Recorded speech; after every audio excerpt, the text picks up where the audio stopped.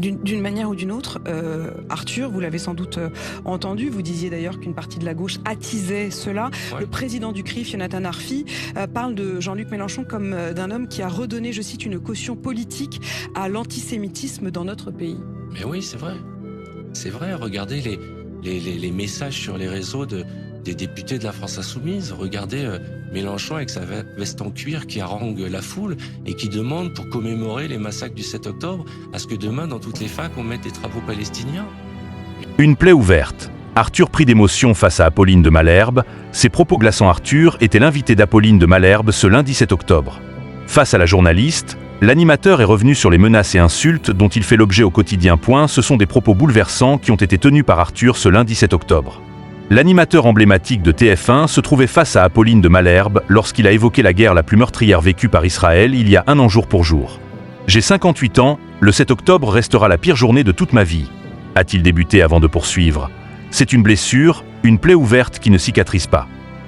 Arthur l'affirme, cette date ne sera jamais oubliée. 1200 personnes assassinées, massacrées, éventrées, brûlées, violées, filmées par des terroristes ivres de joie, postées sur les réseaux sociaux. Poursuit-il, très touché. Afin d'illustrer ses propos, Arthur n'hésite pas à faire une comparaison avec la France. C'est 10 fois les attentats que nous avons vécus. C'est comme si 30 000 terroristes étaient rentrés en France et avaient massacré 12 000 personnes, a-t-il expliqué. Lui-même juif, l'animateur rappelle que cette date reste un traumatisme. Israël est né de la Shoah, où c'est le refuge des Juifs du monde entier. Ce traumatisme, tous les Juifs du monde entier le vivent désormais, poursuit-il avant d'évoquer son propre cas.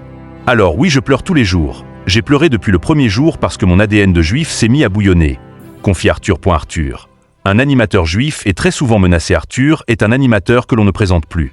Cela fait de nombreuses années qu'il est sur l'antenne de TF1 et il fait partie de ceux qui sont très appréciés.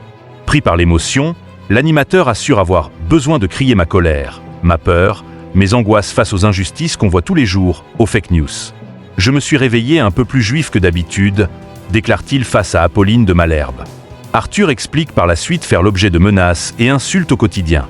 Je vais 1 fois par semaine au commissariat du 16e pour déposer une clé USB de toutes les menaces que je reçois et toutes les insultes, depuis le 7 octobre 2023, a-t-il révélé. Arthur, ça fait seulement 1 an. Arthur a été transparent sur le sujet. Je suis français, citoyen et juif. Jusqu'à présent, j'aurais seulement dit français, a-t-il lancé. Mais pourquoi se sent-il obligé de devoir tout indiquer? Sur Google, quand on tape Arthur, il y a juif, et si vous descendez un peu plus bas, il y a marqué médias et fortune. Explique ensuite l'animateur qui ajoute fermement, ce sont les clichés de l'antisémitisme. Une situation qu'il déplore profondément. Jamais on ne voyait ça si on tapait mon nom. Ça fait seulement 1 an qu'on voit ça, a-t-il conclu.